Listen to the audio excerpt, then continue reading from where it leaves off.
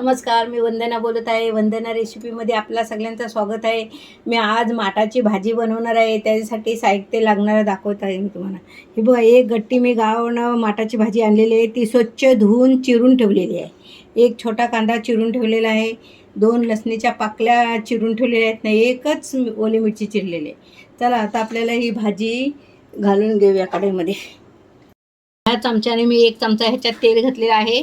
आता मी त्याच्यामध्ये हे लसणीच्या पाकळ्या घालत आहे.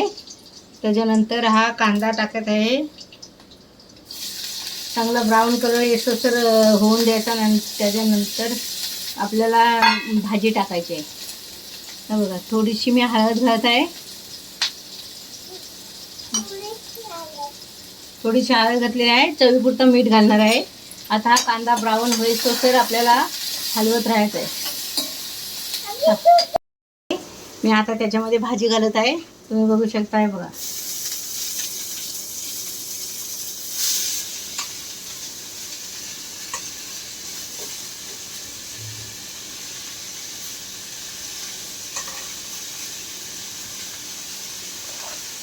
चवीपुरतं मीठ घालत आहे. बघा, अर्धा चमचा मीठ घालत आहे.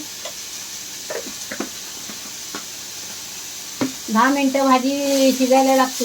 का कारण ही गावची माठ आहे म्हणून पटकन शिजते. छानपैकी हलवून घ्यायची आणि मग झाकण टाकून 10 मिनटं ठेवायची शिजायला.